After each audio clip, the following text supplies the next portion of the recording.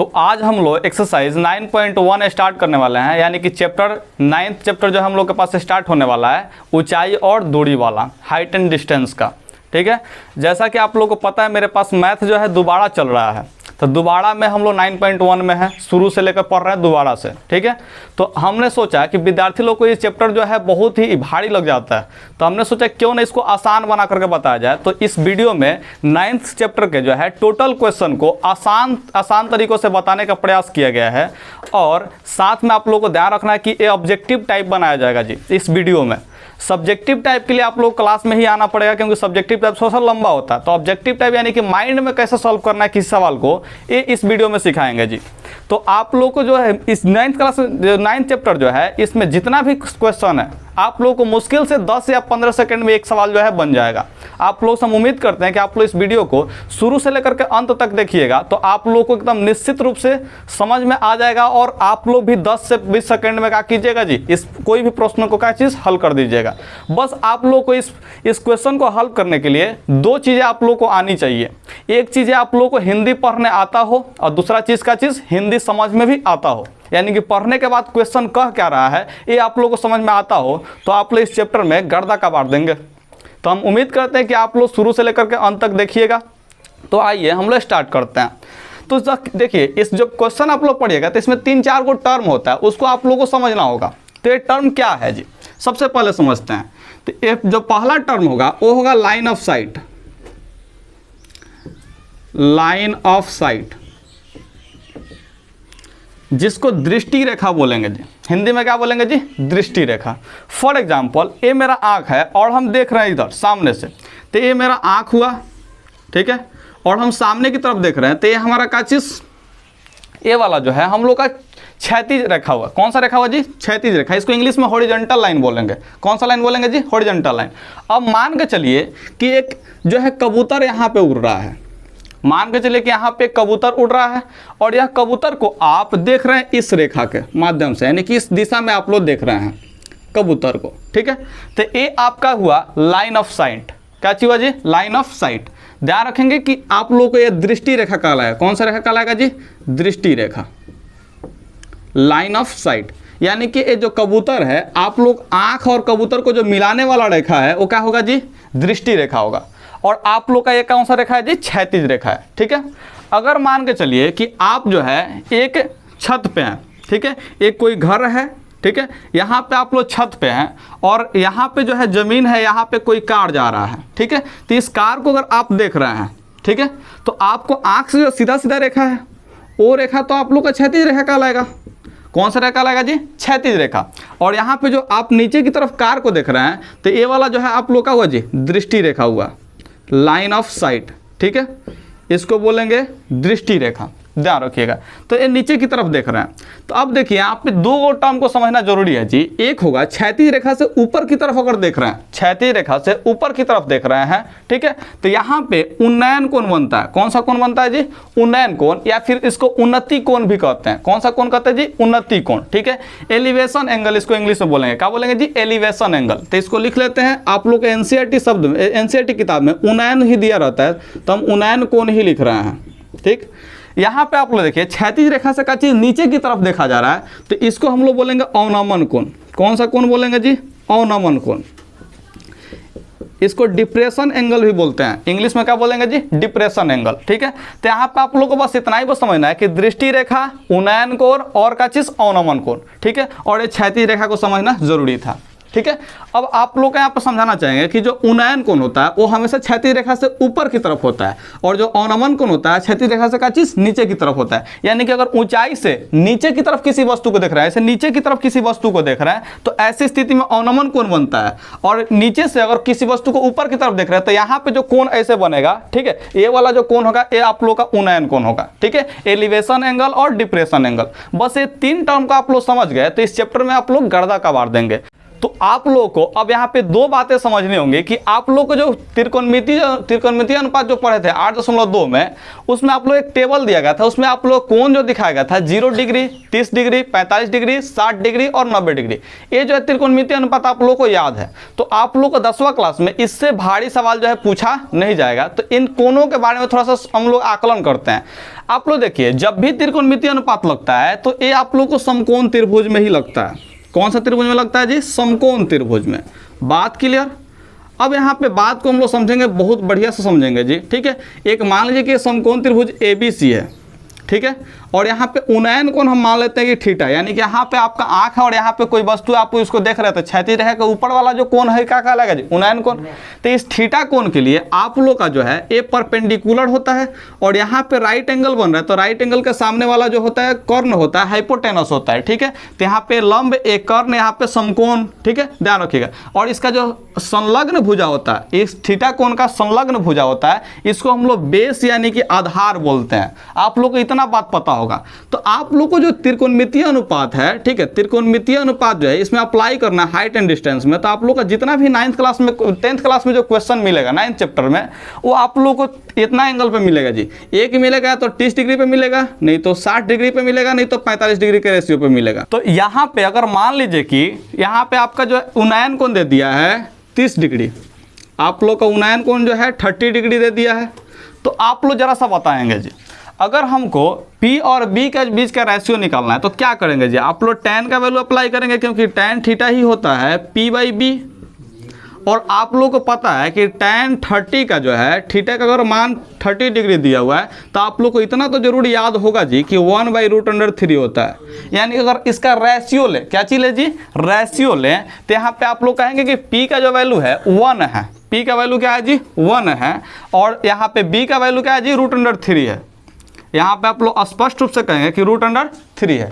तो आप लोग जरा सा एक सवाल का जवाब दीजिए कि अगर यहाँ पे 1 है, यहाँ पे √3 है, तो आप लोग का यहाँ पे क्या होगा जी? तो आप लोग चीख करके चिल्ला कर कहेंगे कि सर 2 लिख दीजिए, क्योंकि इसका स्क्वायर करेंगे तो आप लोग का 3 आता है, इसका स्क्वायर करेंगे तो 1 आता है, 3 और 1 को ऐड करेंगे तो 4, और 4 का रूट कितना आएगा जी? 2 आएगा। आप लोग इसमें पाइथागोरस पर में अप्लाई करते हैं, p² + b² = h², तो आप लोग कितना आ जाएगा जी? यहाँ पे 2 आ जाएगा। तो हम ये बात क्यों बता रहे हैं, तो आप लोग को थोड़ा देर में समझ में आ जाएगा क्यों बता रहे हैं जी। क्योंकि यहाँ पे अगर देखें आप लोग तो 30 डिग्री के सामने वाला जो कोण है वो कितना डिग्री, कितना रेशियो में आ रहा है जी? तो 1 रेशियो में आ रहा है, ठीक है। अच्छा एक बात बताइए, यहाँ पे 90 डिग्री है, यहाँ पे कितना जी? 30 डिग्री है। तो जरा सा बताइए कि यहाँ पे का कोण कितना होगा जी? तो आप लोग कहेंगे यहाँ पे 60 डिग्री ऑटोमेटिक होगा। क्यों? क्योंकि यहाँ पे त्रिभुज का तीनों कोण का जो योगफल होता है वो 180 डिग्री होता है। कितना होता है जी? 180 डिग्री। तो आप लोग जरा सा बताएं कि यहाँ पे 90 और 30 तो 120 हो जाता है, तो 180 लाना है ना जी, तो जरूर यहाँ पे 60 होता होगा, बात ना जी। तो यानी कि 60 डिग्री के सामने वाला जो भुजा है वो कितना के रेशियो में जी? √3 के रेशियो में है, ठीक है। और यहाँ पे 90 डिग्री के जो सामने वाला भुजा है वो आप लोग को पता होना चाहिए कितना के रेशियो में है जी? तो 2 के रेशियो में। तो एक सबसे बड़का जो बेनिफिट है ये आप लोग को थोड़ा देर में समझ में आया कि हम क्यों ऐसा रिजल्ट निकालें। तो आप लोग यहाँ पे याद कर लीजिए, बस आप लोग को कुछ भी नहीं लगाना, बस आप लोग को याद करना है कि 30 के सामने वाला भुजा हमेशा 1 होगा, 90 के सामने वाला भुजा हमेशा 2 होगा, और 60 के सामने वाला भुजा हमेशा क्या होगा जी? √3 होगा। इस बात को आप लोग कॉपी में लिख लीजिए, इसका स्क्रीनशॉट लेकर रख लीजिए, क्योंकि इसी से सवाल बनेगा जी। बात क्लियर है, ठीक है। तो आप लोग 3 उंगली को ऐसे स्क्रॉल कीजिएगा तो आप लोग का स्क्रीनशॉट हो जाएगा, मोबाइल में सेव हो जाएगा। अगला कंसेप्ट देखते हैं जी। अगर मान लीजिए कि आइसोसेलेट एंगल बना देते हैं, यहाँ पे ट्रायंगल बना लेते हैं। अगर मान लीजिए कि यहाँ पे P हो जाएगा और यहाँ पे Q हो जाएगा, यहाँ पे R हो जाएगा। जरा सा सोचिए, यहाँ पे तो 90 डिग्री है, क्या होगा अगर यहाँ पे एंगल हम लोग 45 डिग्री कर लें? यानी कि यहाँ पे उन्नयन कोण आप लोग को मान लीजिए कि 45 डिग्री दिया है, 45 डिग्री दिया है, बात क्लियर।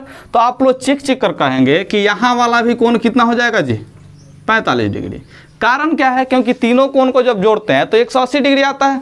तो यहाँ पे अगर 90 डिग्री है, यहाँ पे 45 डिग्री है, तो दोनों को जोड़ेंगे तो 135 डिग्री, और 135 में मात्र 45 जोड़ते हैं तभी आता है 180 डिग्री।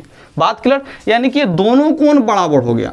तो आप लोगों को पता है कि कोण का सामने वाला जो भुजा है वो उस कोण पर निर्भर करता है। यानी कि अगर ये दोनों कोण बराबर है तो यहाँ वाला भुजा और इसके सामने वाला भुजा यानी कि सम्मुख भुजा, ये दोनों का होगा जी? इक्वल होगा। तो अगर मान के चलिए कि यहाँ पे हम इसका वैल्यू ले लेते हैं 1 है, तो ए वाला के बराबर तो ए वाला होता है, यानी कि ए भी कितना होगा जी 1 होगा। तो जरा सा आप लोग पाइथागोरस पर में अप्लाई कीजिए और बताइए कि इसका वैल्यू क्या होगा। तो आप लोग कहेंगे कि √2।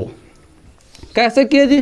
तो इसका स्क्वायर होता है 1, इसका स्क्वायर होता है 1, दोनों को जोड़ेंगे तो 2 और 2 का वर्गमूल √2। तो आप लोग को पता है कि अगर यहाँ पे 45 डिग्री के सामने वाला कोण अगर 1 है, 45 डिग्री के सामने वाला अगर कोण 1 है, तो 90 डिग्री के सामने वाला कोण क्या हो जाएगा जी? सामने वाला भुजा क्या हो जाएगा जी? √2 हो जाएगा। यहाँ पे भुजा है जी, ठीक है, ध्यान रखिएगा। तो यहाँ पे एक और रिजल्ट निकाले कि 45 डिग्री वाला सामने वाला का जो अनुपात होगा वो 1 होगा, 45 डिग्री के सामने वाला का क्या होगा जी? 1 होगा। तो यहाँ पे 90 डिग्री के सामने वाला हमेशा हो जाएगा √2। ये 2 को आप लोग का जो है बहुत ही इम्पोर्टेंट वाला चीज़ है जी, बहुत ही इंपॉर्टेंट वाला। इसी से आप लोगों का पूरा जो है बन जाएगा, चैप्टर खत्म हो जाएगा, 9.1 खत्म हो जाएगा, ठीक है। तो आप लोग इसका जरूर स्क्रीनशॉट लेकर के सेव कर लीजिए, क्योंकि आप लोग का ऑब्जेक्टिव में समय बहुत बचाएगा जी। तो आइए हम लोग एक्सरसाइज 9.1 को स्टार्ट करते हैं। आप लोग हिंदी मीडियम से हो या इंग्लिश मीडियम से हो, कोई फ़र्क नहीं पड़ता, आप लोग के पास जो भी मीडियम का किताब है निकाल लीजिए, आप लोग उसके अकॉर्डिंग जो है फिगर को बनाएंगे, ठीक है। तो मेरे पास जो है हिंदी मीडियम की किताब उपस्थित है, तो हम हिंदी मीडियम की किताब से ही बना रहे हैं। आप लोग इंग्लिश मीडियम के पास अगर उपस्थित है तो इंग्लिश मीडियम वाला से बना सकते हैं, ठीक है। तो हम पढ़ते हैं। सबसे पहले यहाँ पर लिखा गया है, सर्कस का एक कलाकार जो है एक 20 मीटर लंबी डोरी पर चढ़ रहा है, जो कि अच्छी तरह से तनी हुई है और भूमि पर सीधे लगे खंभे के शिखर से बंधा हुआ है, ठीक है। यानी कि एक प्यारा सा छुटकू मुटकू सा खंभा है, जिससे 20 मीटर लंबा जो है एक डोरी जो है खूब अच्छा से तना हुआ है, ठीक है। तो ये जमीन से तना होगा, जमीन पे जो है खंभा गाड़ा गया है और एक चीज़ इस पे जो है तना गया है, कोई यहाँ पे बांधा गया है किसी चीज़ से, ठीक है। यदि भूमि के स्तर के साथ डोर का बनाया गया कोण जो है 30 डिग्री, यानी कि भूमि के स्तर के साथ डोर का जो बनाया गया एंगल है वो कितना है जी? 30 डिग्री है, ठीक है। तो आप लोगों को बताना है कि खंभे की ऊंचाई ज्ञात करना है। क्या करना है जी? खंभे की ऊंचाई ज्ञात करना है। तो आप लोग को हम अभी बताए थे कि 30 डिग्री के सामने वाला जो एंगल होता है 1 के अनुपात में होता है, और 90 डिग्री के सामने वाला एंगल जो होता है 2 के अनुपात में होता है। तो 2 का वैल्यू जो है अगर 20 मीटर दिया है तो 1 का वैल्यू कितना होगा जी? 10 मीटर। आंसर। हम उम्मीद करते हैं कि आप लोग को ये वाला जो सवाल है समझ में आया होगा। क्या समझ में आया था जी? देखिए यहाँ पे 20 मीटर दिया 90 डिग्री के सामने वाला, तो ये तो हम आप लोग को बताया था कि 90 डिग्री के सामने वाला 2 अनुपात में होता है और 30 के सामने वाला 1 अनुपात के। तो खंभा का ही तो ऊंचाई ज्ञात करना है, तो यहाँ पे 1 अनुपात में ही होगा। तो बताइए 2 का वैल्यू अगर 20 है तो 1 का वैल्यू क्या होगा जी? 10 है ना होगा। मेरे पास समझिए, यानी खंभा का लंबाई कितना होगा जी? 10 मीटर। आप लोग आंसर मिला लीजिए। तो आप लोग के सामने यहाँ पे 2 नंबर जो सवाल है वो बहुत ही बेहतरीन सा सवाल है। देखिए कैसा सवाल है, और देखिए आधी आने से एक पेड़ टूट जाता है, यानी कि वो पेड़ है खूब बढ़िया सा एकदम मस्त मौला सा पेड़ है, यहाँ पे जमीन है, समझ लीजिए ये पेड़ है, ठीक है। तो ये क्या हुआ जी? आधी आया है तो कुछ हिस्सा क्या हुआ जी? टूट गया, ठीक है। टूटा हुआ भाग इस तरह से मुड़ जाता है कि पेड़ का शिखर जमीन को छूने लगता है। तो ये वाला जो भाग, मान लीजिए कि अगर यहाँ से पेड़ टूटता है तो ये वाला भाग जो जमीन के साथ यहाँ पे यानी गिर जाता है जमीन पे, ठीक है। यही वाला जो भाग है का चीज़ गिर जाता है। तो आप लोग के यहाँ पे क्या चीज़ थोड़ा समझिए कि इसके साथ 30 डिग्री कोण बनाता है, यानी कि जमीन के साथ ही कितना डिग्री कोण बनाएगा जी? 30 डिग्री के साथ 30 डिग्री के साथ कोण बनाएगा, ठीक है। पेड़ के पाद बिंदु की दूरी, जहाँ पेड़ का शिखर जमीन को छूता है 8 मीटर है, यानी कि जो पेड़ का जो पाद बिंदु, इसी को जड़ वाला जो बिंदु का जी पाद बिंदु बोलेंगे, और जमीन के शिखर को छूने वाला जो है यहाँ पे पेड़ का जो थी ऐसा है, ये कितना लंबाई इसका दिया जी? 8 मीटर दिया है। बात क्लियर? तो 8 मीटर। पेड़ का ऊंचाई ज्ञात करना है, पेड़ का ऊंचाई पूरा ज्ञात करना है। तो पूरा ऊंचाई का चीज़ एगो इसका तो मान हम लोग ज्ञात करना पड़ेगा, और फिर क्या चीज़ हम लोग को इसका भी मान ज्ञात करना है। और ये वाला मान कहाँ से मिलेगा जी? तो हम लोग को पता है कि यही वाला भाग इस पे गिराता है, यानी कि ए वाला भाग और ए वाला भाग क्या होगा जी? बराबर होगा। तो आइए हम लोग सवाल को सॉल्व करते हैं, ठीक है। तो आप लोग को हम बताए हुए हैं कि यहाँ पे जो है क्या चीज़ 30 के सामने वाला होता है हमेशा 1, ठीक है। 90 के सामने वाला हमेशा 2, और आप लोग को पता है कि यहाँ पे 30 है तो यहाँ पे एंगल कितना डिग्री का बनेगा जी? 60 डिग्री का। तो यहाँ के सामने वाला क्या होता है जी? √3। तो क्या आप लोग को ऐसा नहीं लग रहा है जी कि √3 का ही वैल्यू 8 दिया है? तो अगर √3 का वैल्यू 8 दिया है तो 1 का वैल्यू क्या होगा जी? तो आप लोग चेक कर कहेंगे कि 8 बटा √3, यानी कि यहाँ से ए जो 1 का वैल्यू है ये कितना निकला जी? 8 बटा √3, ठीक है। और जब 1 का वैल्यू इतना है तो इसका क्या चीज़? इसका दुगुना होता है, तो 8 दूना के 16 √3 हो जाएगा जी। इसका कितना हो जाएगा जी? 16 √3। बात क्लियर? तो आप लोग कहेंगे यहाँ पे देखिए 1 का वैल्यू 8 बटा √3 दिया है, तो इसका दुगुना होगा ना जी यहाँ पे 2, ठीक है। तो 8 का दुगुना क्या हो जाए 16/√3, 2 से गुना कर दिए। तो आप लोग यहाँ पे समझेंगे कि ए वाला हिस्सा और ए वाला हिस्सा दोनों ही पेड़ का हिस्सा है, ठीक है। तो यही वाला ना भाग यहाँ पे गिरा हुआ जी, तो इसको और इसको जोड़ दें तो क्या हमारा पूरा टोटल पेड़ का ऊंचाई आ जाएगा जी। तो चलिए जोड़ देते हैं, तो क्या हो जाएगा जी, यहाँ पे 16/√3 इसका भाग है और एक चीज़ यहाँ पे जो है 8/√3 है।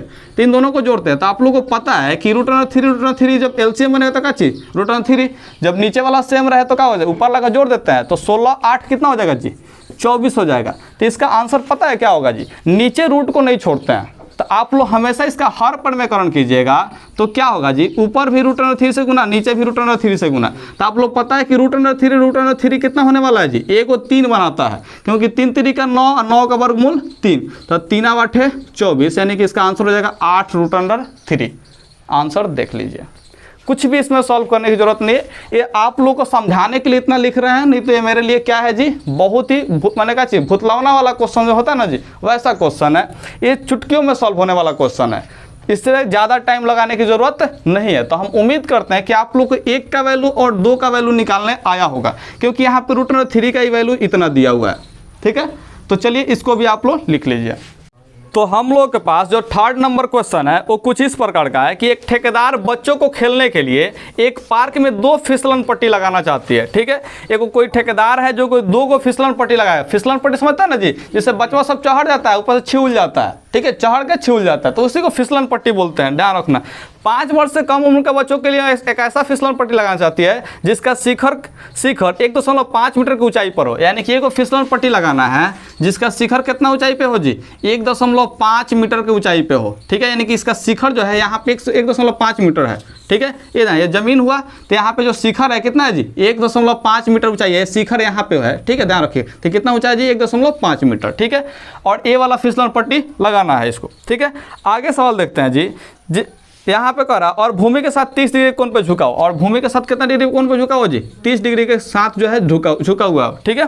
तो यहाँ पे आगे अब कह रहा है क्या चीज़ कि जबकि इससे अधिक उम्र के बच्चों के लिए, यानी कि 5 साल से कम उम्र के बच्चों के लिए है, तो इससे अधिक उम्र का जो बच्चा है उसको क्या चीज़ 3 मीटर की ऊंचाई पर एक अधिक ढाल की फिसलन पट्टी लगाना चाहती है, जो भूमि के साथ कितना जी 60 डिग्री कोण बनाता है। यानी कि जो 5 साल से ज़्यादा उम्र का है उसका जो फिसलन पट्टी का ऊंचाई है वो 3 मीटर रखा गया है, ठीक है, 3 मीटर, और इसका जो ढाल है वो 60 डिग्री का कोण बनाया गया है जी, ध्यान रखें, ठीक है। यानी कि 60 डिग्री के एंगल पे क्या चाहिए, झुका हुआ है। बात में है जी।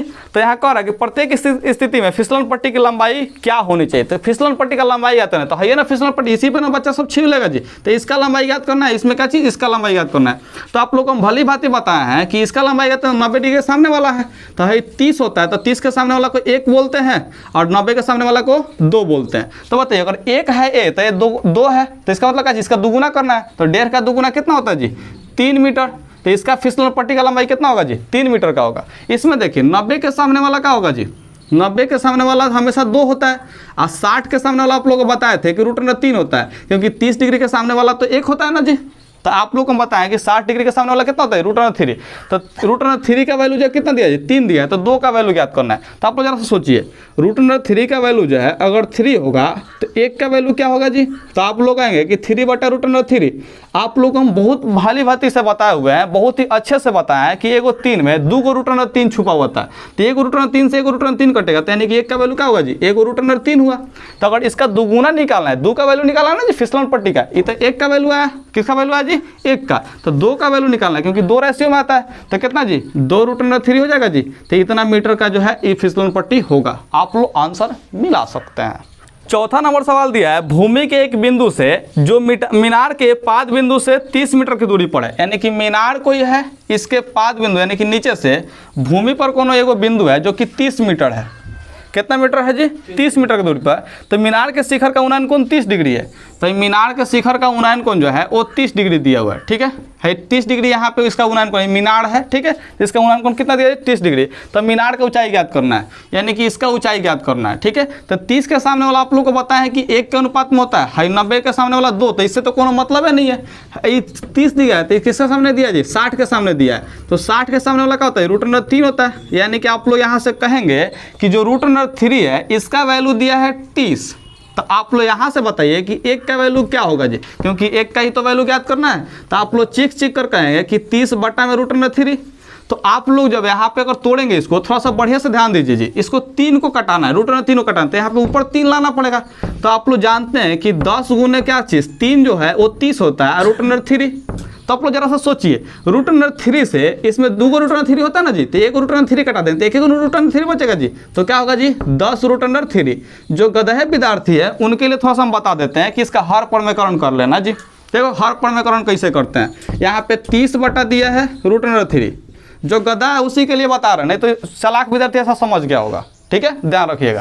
तो यहाँ पे 30 बटा में रूट अंडर 3 है, इसको हर परमेकरण करना है तो रूट अंडर 3 से जो है गुना कर देंगे तो नीचे का रूट जो है खत्म हो जाएगा। बस नीचे का रूट खत्म करना होता है, इसलिए हर परमेकरण करते हैं। तो आप लोग बताएंगे कि 30 रूट अंडर 3 हो जाएगा ऊपर, और यहाँ पे 3 3 का 9, रूट में कितना आएगा जी 9, तो 9 का वर्गमूल कितना निकलेगा जी 30। तो 3 होगा तो 3 से क्या चीज कटेगा 10 बार में, तो 10 रूट अंडर 3 हो जाएगा, जो कि यहीं पे समझ सकता था, इसको लिखने का भी जरूरत नहीं था, ठीक है, डायरेक्ट वो हो जाता, ठीक है। तो हम उम्मीद करते हैं कि आप लोग समझे होंगे, तो इसका आंसर आप लोग मिला सकते हैं।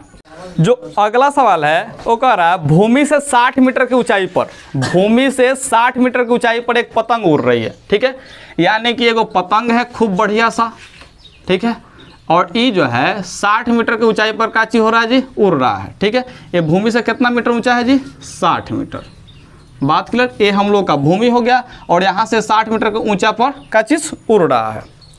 पतंग में लगी डोरी को अस्थायी रूप से एक भूमि के एक बिंदु से बांध दिया गया, यानी कि जो पतंग वाला जो डोरी होगा उसको हम लोग अस्थायी रूप से भूमि के किसी बिंदु से क्या किए जी बांध दिए, तो ये पतंग का डोरिया हो गया, बात समझ जी। अब यहाँ पे समझते हैं भूमि के साथ डोरी का जो झुकाव है वो 60 डिग्री का है, कितना डिग्री का है जी 60 डिग्री का है। तो यह मानकर कि डोरी में कोई ढील नहीं है, डोरी की लंबाई ज्ञात कीजिए, काची का लंबाई ज्ञात करना जी डोरी का, यानी कि इसका लंबाई ज्ञात करना है, तो इसका लंबाई ज्ञात करना है, 90 के सामने वाला ज्ञात करना है जी। तो यहाँ पे 60 है, तो 60 के सामने वाला क्या मानते हैं जी, तो आप लोग चेक कर कहेंगे कि रूट अंडर 3 मानते हैं। तो हम लोग 90 के सामने वाला यानी कि 2 का वैल्यू निकालना है ना जी। तो यहाँ पे क्या सवाल में दिया जी, रूट अंडर 3 का वैल्यू 60 दिया है, तो रूट अंडर 3 का वैल्यू क्या हो जाएगा जी 60, बात सुना है जी। तो यहाँ पे 2 का वैल्यू निकालना है, तो पहले 1 का वैल्यू निकालेंगे, तो 1 का वैल्यू के लिए क्या करेंगे जी, ये 60 में रूट अंडर 3 से भाग देंगे, तो आप लोग जैसे इसमें 3 लाने का प्रयास करें, तो आप लोग कहेंगे 20 3 60, क्या होगा जी 20 3 60। तो 1 और 3 में 2 को रूट अंडर 3 होता है, तो 1 रूट अंडर 3 से 1 रूट अंडर 3 कटाएंगे तो 20 और रूट अंडर 3 हो जाएगा, तो इसका आंसर कितना हो जाएगा जी 20 रूट अंडर 3। अब हम जानते हैं कि आप लोगों से उतना सोल्यूशन होने वाला नहीं है, तो आइए थोड़ा सा समझा देते हैं, कैसे समझाएंगे जी। तो यहाँ पे देखिए 20 3 60 होता है, हमको रूट अंडर 3 को कटाना है, खत्म करना है, नीचे से रूट को हटाना है, तो यहाँ पे ऊपर 3 ला सकते हैं, तो ला लिए, तो क्या होगा जी इस 3 में कौ को रूट अंडर 3 छुपा होता है जी, 2 को रूट अंडर 3 छुपा होता है, क्योंकि 2 को रूट अंडर 3 मिलकर 1 को 3 बनाता है, बात क्लियर। तो 1 रूट अंडर 3 से 1 रूट अंडर 3 कटाएंगे तो 20 रूट अंडर 3 तो बचता है, बात क्लियर। अगर ऐसे समझ में नहीं आता है तो हर परमेकरण कर लो, बात सुना। तो हम उम्मीद करते हैं कि आप लोग का जो है यहाँ पे 1 का वैल्यू आ चुका है, कितना जी 20 रूट अंडर 3, कितना है जी 20 रूट अंडर 3। तो हम लोग का 2 का वैल्यू निकालना ना जी, तो 2 का वैल्यू क्या होगा जी 20 का 2 गुना 40 रूट अंडर 3 मीटर, आंसर मिला लीजिए जी। बहुत ही भयंकर सा आसान सा सवाल है, तो आप लोग ऐसे ही इसमें का हर एक क्वेश्चन को सॉल्व कर सकते हैं। तो हम उम्मीद करते हैं कि आप लोगों को सॉल्व करने का तरीका जो है समझ में आया होगा। तो आइए अब हम लोग इस वीडियो को समाप्त करते हैं और अब फिर मिलते हैं अगले वीडियो में।